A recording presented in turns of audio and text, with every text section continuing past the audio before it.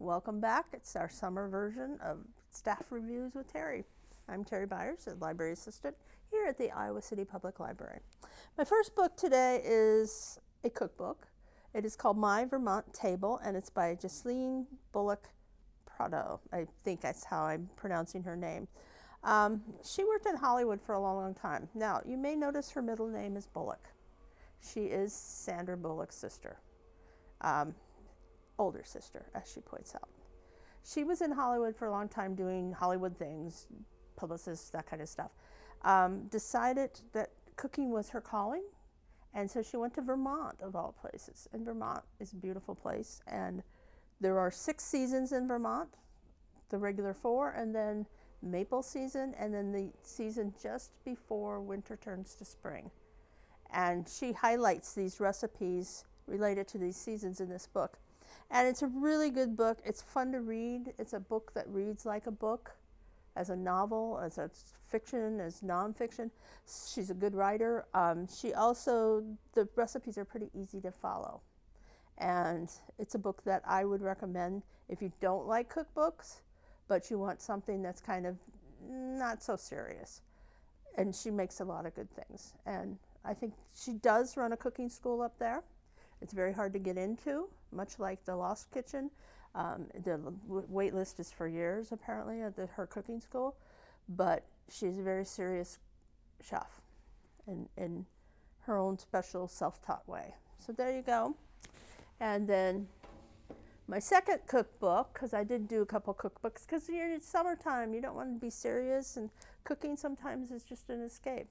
It's called Y'all Ate Yet by Miranda Lambert. And many of you know Miranda Lambert as a country singer, but she is also a cultural icon, I think. I've met Miranda a couple of times, and she is just down to earth, and she is who she is. She does not put on airs and graces, for sure. And this is very homespun. This is her Texas cooking. It's her mom's, her grandma's, Aunt Sophie, all these people are come in for her kitchen.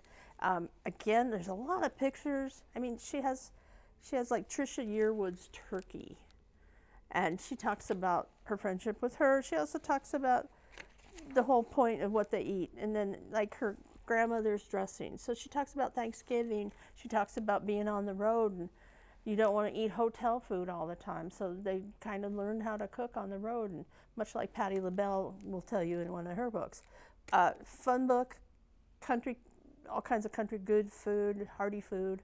I think you will enjoy this. I also think you'll meet Miranda if you don't know her already, and you're going to really like her because she does come through these pages as herself. So, Y'all Ate Yet. Good book, Miranda Lambert. The next, we're going to delve into our political arm. It's called Dinner with the President. And this is really a history of food, a history of the presidency, and a history of how they're woven together.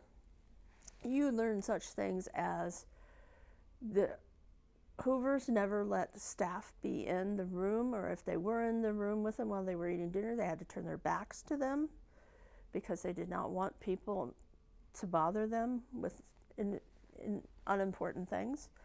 You will learn that Mamie and Ike ate off of TV trays and watched television shows.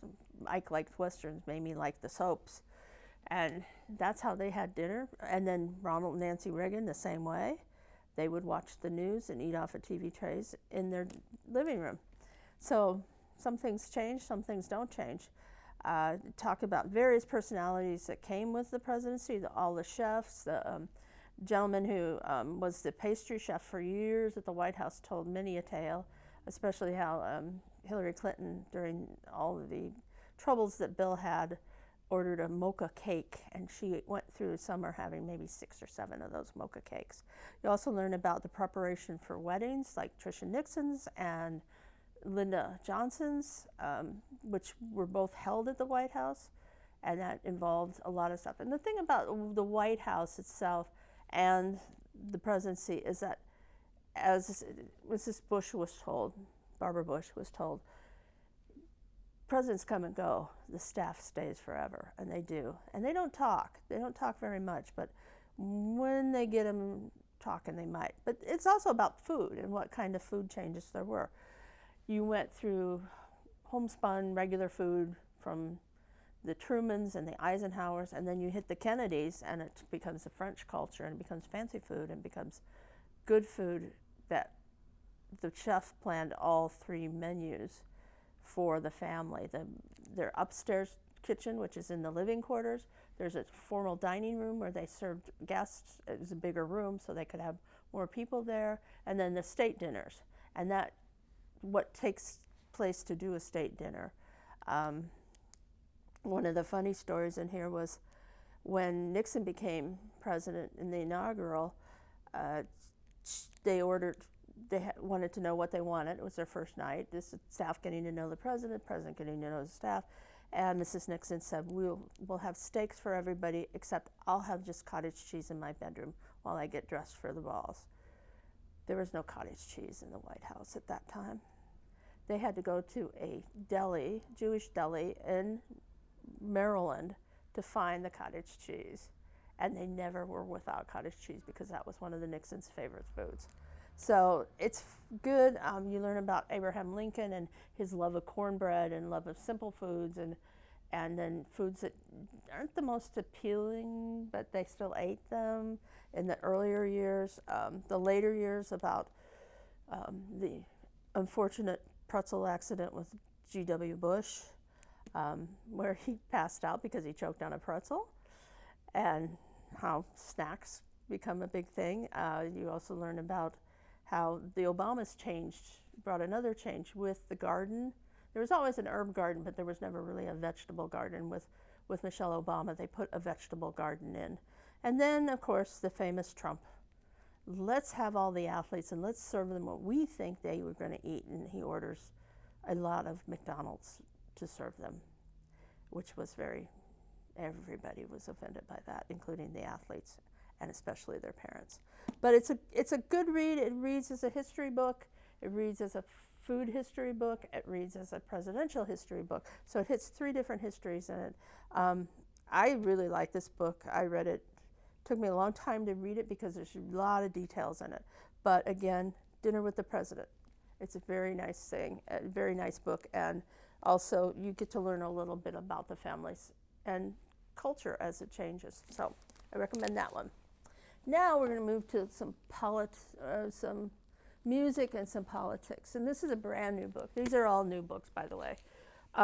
This is Dancing Down the Barricades. It's the story of Sammy Davis Jr.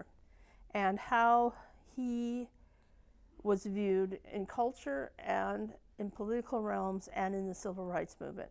And Sammy was, for many people, the first Black person they were exposed to in the media. If you were a jazz person, that was different. If you were a music person, that was different. But really, Sam was an entertainer, and he started at 5 years old dancing with his uncle and his dad, and then moved his career until his untimely death at the age of 64 from cancer. All through the time that he was performing, it was also the civil rights movement and the post-civil rights movement. Sammy, while he didn't make speeches and his presence brought along people and brought people together. And it talks about his performances, what kind of music he chose. He chose to perform music that was written by Black people, and he chose to genres that really, sometimes jazz, sometimes even country, he recorded so that people were exposed to it. It was conscious and it was unconscious by him. He just liked music, he's going to perform it. And Otis Redding's Dock of the Bay. Some people never heard Otis Redding, but they heard Sammy's version. The song he was well known for in the later part of his career was one that he feared he was becoming, which was Mr. Bojangles, an entertainer who thrilled many, many people over the years, but by the time he was getting older, his kind of entertaining was gone. They talk in detail about the appearance on All in the Family, that he wanted to do it, and the kiss to Archie Bunker, that was spontaneous on Sam's part, although there was a writer who later claimed that he wrote it, but Sam said, no, I kissed him, and Carol O'Connor was such a good actor that he went along with it and spontaneously responded as Archie Bunker, which made it even better. So it's a really fascinating story. They go into this whole thing about how he worked for John Kennedy's campaign, how he worked with Sinatra and the rest of the Rat Pack to get Kennedy elected. And then when it came time to invite these performers to perform the gala before the inauguration, Sammy was disinvited because he had just married Maya Britt, who was a white woman from Sweden and with whom he was married for many, many years. But they didn't want them in the White House. And so Sam realized that perhaps his efforts were in vain because some things never change. So it's a really good book. If you like Sammy Davis Jr., and a lot of people don't remember him now, it's a good reawakening of how popular he was. And he was an entertainer. He wasn't just a singer or dancer, Broadway performer, Las Vegas performer, did the telethons with Jerry Lewis, was in the Rat Pack. He was actually a really good entertainer and a fantastic dancer. So Sammy Davis, Dancing Down the Barricades. Another book about a bygone, soon to be bygone era, is Stephen Sondheim, and it's called Finale. Sondheim died in the early 20s of this decade, and by the time of his death, he was working on the revival of West Side Story that Steven Spielberg did a couple of years ago. So he was working until he died, but he was all through musical theater in the 20th century, and it was very interesting. And this is a gentleman, Mr. Max, was a New Yorker reporter, and he had done a profile, and they had become friends, and so he would go and visit him from time to time. And so he sort of strung along all of the visits and all of the times that they talked into a nice, clear kind of topping off this man's career in the sense of getting to know him, because a lot of people didn't really know Stephen Sondheim, the man.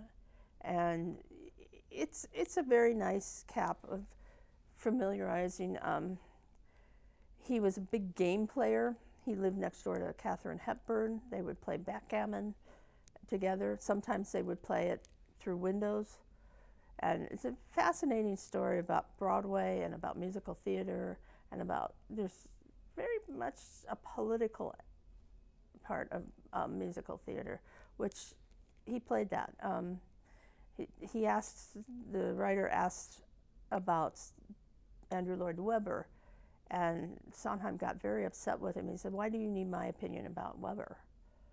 And he said, "Well, I was just interested how you liked him." And he's like, "Well, he's a co-worker, that's how I see him."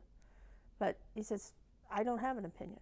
And he was kind of astounded that he didn't give an opinion about Andrew Lloyd Webber, which makes you wonder if he really liked him or not, because not too many people do like Webber.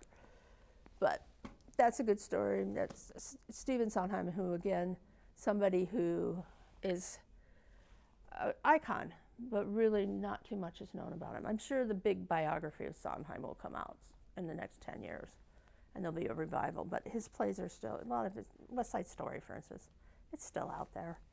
Now, one book that surprised me that I really, really liked, and I didn't think I liked her, Paulina Provokova, I think I pronounced that correctly, No Filter.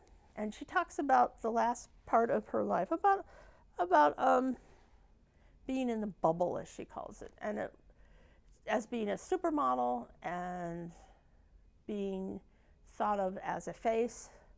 And then she got into a very long marriage with the Cars' Rick Ocasek, and they had a couple of kids. They had a wonderful relationship. They loved doing things together. She really did want to be a mom, and she wanted to raise her children herself.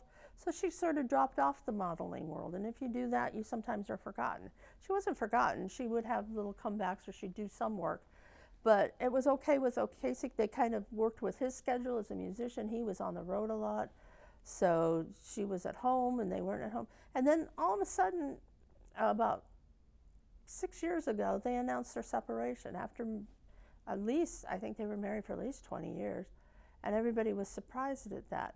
And she really talks about what happened there. She fell in love with him, and she wanted to be with him, and she didn't sign a prenup. There was no prenup. So he left her nothing. He left her a home that was so mortgaged that she had to sell it, and other debts that she had to take care of. And it's about surviving. It's about dealing with a spouse. It's about dealing with a former spouse, although I don't think they had been divorced yet, but I'm not sure, because I can't see in the book where they finalized everything, but they went to divorce lawyers and they had an agreement. But she ended up taking care of him in the last few weeks of his life, and was just gobsmacked that he left her. There's nothing there. They put in both of their fortunes together, and there was nothing there. But he also cut off most of his children. He had children from other marriages. She, in retrospect, realized that maybe they should have had a prenup since he had been married twice before and divorced. But it's about survival, and it's about, could she go back to modeling? She was well over 50 when all of this happened. Was that the career for her? What kind of career should she have? Should she have any? Her kids are all grown up. He's dead. What is she going to do? And it's really about survival, and it's about being a widow suddenly, even though they were in the process of divorce, or they had just got divorced, and about what do you do, and what do you do when the tables aren't in your favor. So I really like this book. I have a lot of respect for her. She's a survivor, and I think it's actually a really quick read too. You kind of have to know about her, about what a supermodel is, and about what a musician is, a rock musician is, to kind of get into the book. But if you do like music, if you do like the glamour life, it is a great one. And as she said, she lived in a bubble for a long, long, long time. And also, her big thing is being famous means nobody knows you. And so people had a perceived concept, but they didn't know her. So, good book. Really enjoyed that one. I'll go to this one. Talk about icons. Probably the best singer of the 20th century, Barbra Streisand. There is finally now a book of all of her recordings, and she's recorded close to 60 records and albums, and from the first singles and to the current one that's out there, which is the early recordings of her at the Bonsoir in New York in 1962 when she first started. I love Streisand. I have all of her records, and I just think she's great. They go through every single one of her records, and they analyze it. I don't agree with most of these. Several of my favorite records, they just pan. But they all sold, and so, the public likes it. And if you're a Streisand fan, you're going to like reading these reviews, because some of the the 1970s records, which at that time she was trying to be popular and she was trying to be a more contemporary artist. So she record things by Billy Joel, and she record things by, Paul Williams and people like that.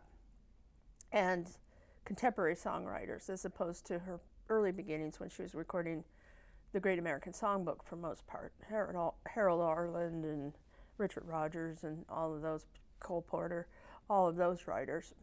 So it's about her evolution as a singer, her evolution as a performer, her evolution as a superstar, because at that time she was also making movies, and she was also doing some live performance. She was performing in Vegas at that time. So the concerts from the 70s, 80s, and 90s weren't happening yet, but then they became events, and started with a concert she did at the Forum for then George McGovern, the presidential candidate in the Democratic Party. So she mixed her politics with her music. She would try to record these contemporary albums, but then she'd record a song with Barry Gibb, and it'll go all over the charts. So she has good choices. She made good choices over the years. And it's also, there's a couple things that you listen to and totally different concept when you hear some of the backstories about some of these records. And it's a big book, and it's fun to read. It's a good coffee table book, like a lot of books about Streisand. If you're a big fan of hers, you're going to like it. If you're not really aware of some of her early stuff, which is really, really good, and it still holds up, you can read about Barbra Streisand 1, Barbra Streisand 2, People, Simply Streisand, all of these great, What About Today, My Name is Barbara, My Name is Barbara 2. These are all great books, or all great music, and some of them aren't in print anymore. So, but it's a woman growing in a time, the late 20th century, as a performer, as an artist, as a superstar, as a director towards the last few years, and so it's a mix. Barbara, but she is a musician too, and she likes to refer to herself as an actor. She's a musician. There's no question about that. And for my final book for this time around, Elizabeth Taylor, and this is by, let me see here, Kate Anderson Brower, who wrote The Residence about the White House, but she took it on herself to write about Elizabeth Taylor. I like Elizabeth Taylor a great deal. She's gutsy. She's a broad. That's what they would call her in the olden days, a broad. And the reason she was a broad is she didn't take any prisoners. She did what she wanted to do. She didn't live through her husbands, even though she had many. She didn't pretend to be somebody she wasn't. She's quite a dame, and she literally became a dame just before she died. She was born in England and brought here they moved to Los Angeles so her father could get work. She was discovered, she was 2 years old, she was discovered. Her mother was a typical stage mother, and Louis B. Mayer, who ran MGM, he found something in her that the most beautiful child in the world, as he described her, with her purple eyes. She had literally violet eyes. And they put her in a lot of kid movies, Last They Come Home, you know. And at the point that she was growing up on the lot, she went to school with people like Judy Garland and Mickey Rooney and Lana Turner and stuff. She's about 10 years younger than they were. And movies were changing. She was being cast as a teenage girl and a little girl, but not making that crossover. She went into Louis B. Mayer's office and she demanded to have more adult roles. Shirley Temple was getting them. She wanted them. And so he cast her in Father of the Bride, which made her an adult because she was getting married. And she literally had her first marriage too, to Nicky Hilton, at the same time. So it crossed over. So the popularity, because she became a movie star, and she also became a young woman. And so she pretty much did movies that were more important. She worked with Montgomery Clift. She worked with James Dean. She worked with Rock Hudson. She worked with all of these people, Katharine Hepburn. But Montgomery Clift was one of her best friends. Rock Hudson and she had a special rapport when they made Giant. She saw things in James Dean that she really admired, but she saw another part of him. And throughout her life, she would take on people that probably were not part of the norm. They're not going to be the norm. Montgomery Clift was a closeted homosexual, but they wanted him to be a leading man. Rock Hudson was a leading man and a closet homosexual, but he still did the lady thing. He did the Doris Day movies. He did all of these movies, and he was a handsome man. Later on, this would affect her life in major ways. But she did roles that she loved.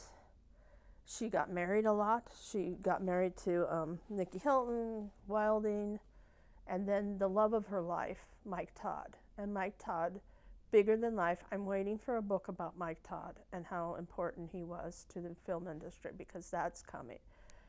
He took Elizabeth Taylor and he said, "Baby, you're the greatest." I'm paraphrasing Jackie Gleason now, but baby, you're the greatest, and he made her into an even bigger superstar, not just by the role she was taking, because at this time she was making Giant and Cat on a Hot Tin Roof and Suddenly Last Summer and all of these great movies and classic movies, but he made her take movies that, or he suggested movies that she should do to make her accepted as an actress.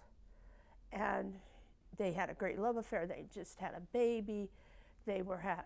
He was doing promotion for Around the World in 80 Days, which is a spectacular movie that he made in 1956, or 55, it was released in 56. He went on a promotional, she was supposed to go, but she had a cold, so she stayed behind, and he was killed in a plane crash, and she was devastated. And really, if you look at the history of Elizabeth Taylor's life and career, at that point, instead of stumbling and falling and going into grief, she was in grief, but she made choices, and probably not the best choices. Breaking up Debbie Reynolds and Eddie Fisher, probably not the best move, but Eddie Fisher was Mike Todd's best friend.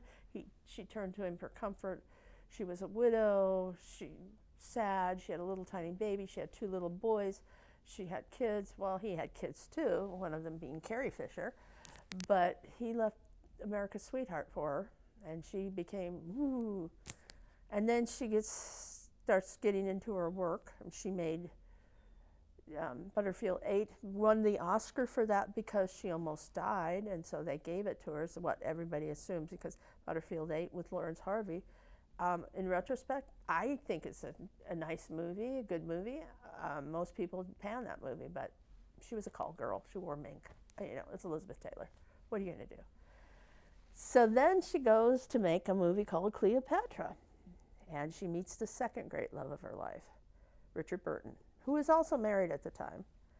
And they begin this scandalous affair that even the Vatican got in on, because they were having an affair and they were open about it. And she dumped Eddie, he dumped his wife, and they became the super couple of the 1960s. He bought her this huge diamond ring. He bought her Mike Todd started this of buying jewelry. Mike Todd bought most of the jewelry that she's well known for, but Richard Burton added to that Sunday. So it was a glamorous life. They fought in public. They get drunk in public. They bring the kids all over, and that's one thing that most people don't really give her the credit for, is that she was an excellent mother. Her children adored her. Not one of them had said anything negative about her and how they were raised. And her stepchildren, and remember, Carrie Fisher was her stepdaughter. She walked around Hollywood and said, my stepmother's Elizabeth Taylor. Until the day Elizabeth died, Carrie was welcomed into her home, as were Richard Burton's daughters and the other people who she had been married to. But like a comet, Burton and Taylor did not last. And they went their separate ways, only to remarry 2 years after their divorce, in a marriage that lasted all of 2 years. After that, she married a United States Senator, John Warner. She became Elizabeth Taylor, the Senate wife. But of course, she was more popular. Her star was too bright for the Washington social scene, and it led her to be depressed. And at that point is when Elizabeth Taylor gained a lot of weight, and they made fun of her. Joan Rivers was particularly vicious towards her, and about how she looked, and about her being slovenly and all this other stuff. Her acting career, she wasn't making movies very much. She did a play on Broadway, and she did television movies, and that kind of got her out of that. She did one with Carol Burnett about 2 divorced ladies, and then she did 4 Old Broads, which was Joan Collins, Debbie Reynolds, Shirley MacLaine, and Elizabeth Taylor. And Debbie Reynolds, they had made up, and she welcomed Elizabeth, and Elizabeth welcomed her, and they were friends until the day Elizabeth died. But also during this time, she took in more and more of the people that are not viewed, they were not viewed as normal, or like one of the big ones was Michael Jackson. She was good buds with Michael Jackson and had him over for dinner many, many times. And she understood him because she was a child star and he was a child star, and you don't have the same background. You know, you don't go to the prom, you don't go to the dances, you don't go to school. You do these things because you're performing. So she understood him. It's also at this time in the early 80s that Rock Hudson becomes the first celebrity who has AIDS, and he died of AIDS. And at that point she vowed, and also her daughter-in-law died of AIDS, or was HIV, and I think she subsequently died of AIDS. And so it hit her family, it hit her Hollywood family, and she did all she could do to the rest of her life to promote AIDS awareness, to get a cure, to work on the research. She gave millions and raised millions and millions of dollars for that. That became her cause. She went to Washington. She didn't go as a frumpy, Washington wife. She went as Elizabeth Taylor, the star, and she looked the part. She started her perfume companies. Percentages of those sales all went into the AIDS research, but she also became wealthy again, and she took care of herself, and she had to take care of herself. She married again, Larry Fortinsky, a man she met in rehab, and that marriage lasted about 8 years. So he was a regular guy. He was a construction worker. But you know what? She got to ride on a motorcycle and wear a leather jacket and travel around the world and travel around the country and meet his friends, and it was a part of life she hadn't experienced, and she wanted to experience all of her life. When the Hollywood restaurant Chasen's closed forever, she demanded that they make her chili because that was their main thing, and they filled up her freezer with chili, and she had chili until the day she died from Chasen's.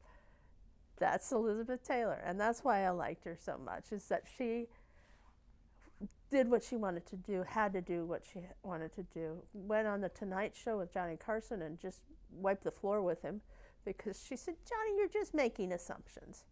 Let me tell you about this." She had a great laugh. She hung out with George Hamilton and Rod Steiger until the day that Steiger died. They would go out on dates, which people don't really know about, that she enjoyed his company, and he knew old Hollywood like she did. So she loved being with these kind of people. And she loved the people that were younger than her that admired her, but then got to know her and really liked her. So Elizabeth Taylor, role model, activist, actress, woman, mother, wife, daughter, because her relationship with her parents was very complicated too. I enjoyed the book. This woman is a very good writer. If you haven't read The Residence, you should. It's about the White House. And that's my big pick for the season. We'll be back in the fall with some more stuff. Thank you.